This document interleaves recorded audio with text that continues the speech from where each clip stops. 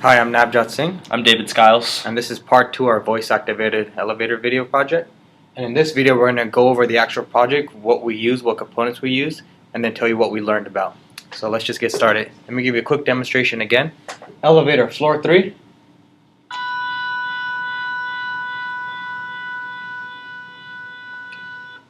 Elevator, floor 1.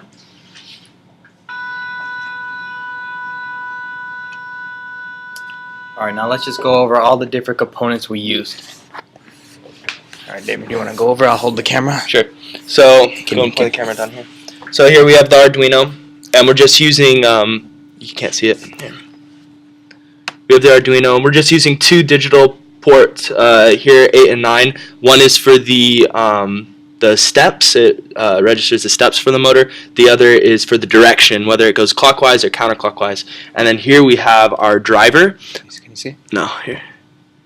Yeah, right there. So here we have our driver.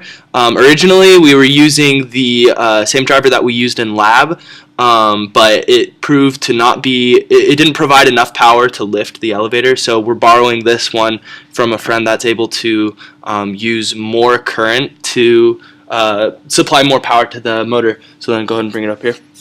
Then here you can see our stepper motor attached here and then supported here, and the spinning piece comes through the wood.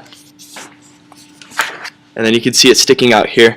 And there's little pieces of plastic here to kind of keep the thread in place. It keeps it from coming up and over this plastic part here.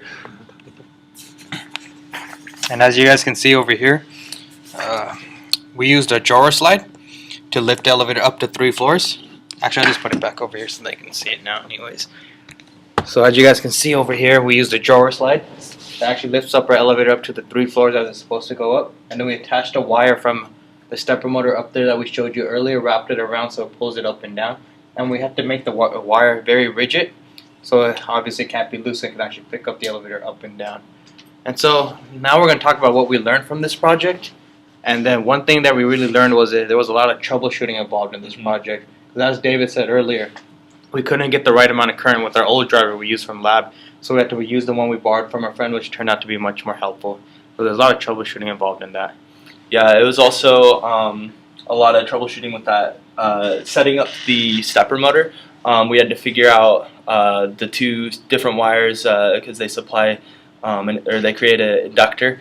And we actually fried one of these drivers too because we unplugged the motor while it was still plugged into a voltage source, which disconnected the inductors and fried the board. So we had to use another one. So just a few different hiccups like that, and so we learned how to do like a diagnostic on that driver to find out that we actually did fry it. We had to learn how the motor really does work so we didn't accidentally fry another board, and how the driver works too so that we wouldn't fry it. We also had to make sure the stepper motor was compatible too, and then we had a lot of problem figuring out the torque and how many steps it needed to be per each floor. After a lot of troubleshooting and a lot of playing and guessing, we were able to figure out that each floor was equal to 1,300 steps from the rotation of the stepper motor, which was fine because that was enough to give us 3 even floors. And yeah, and we'll elaborate more on this in our report if there's any more questions. Thank you.